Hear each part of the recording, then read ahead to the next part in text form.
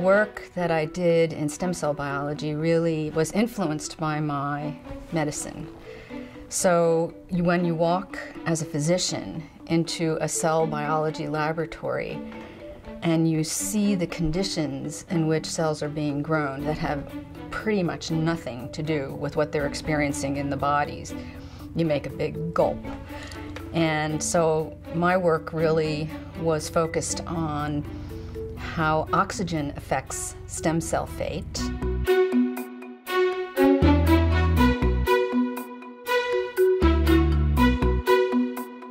When you actually try to reflect the normal environment of the cells by bringing down the oxygen from room air to the levels they see in tissue, an order of magnitude less, they're different cells. And at first what I was doing was just simply not believed. And I had a thesis committee including Nobel laureates that said, we've been growing our cells this way for 50 years, you can't quite be right.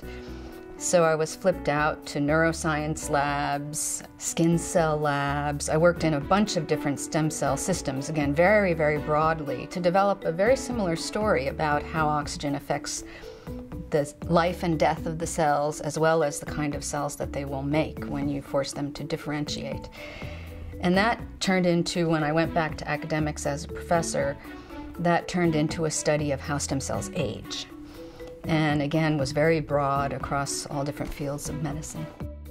Here at HMRI, when I arrived, I saw this beautiful work being done in Alzheimer's disease between our advanced imaging group and our molecular neurology group, where they were really developing an alternative way to think about the disease, but thinking about the chemicals that were brought up in the advanced imaging and in the spinal fluid of patients that we study here.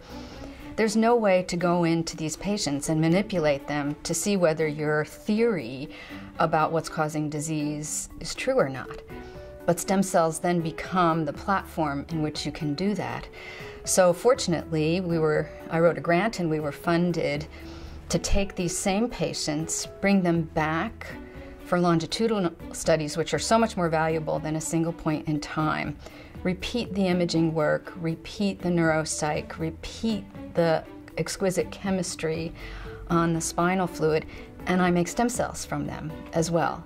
So the stem cells can in turn be turned into nerve cells, other cells of the brain. We can examine whether the lipid changes that Alfred is seeing in spinal fluid are a marker of the disease and its extent, or are they a marker of susceptibility to disease?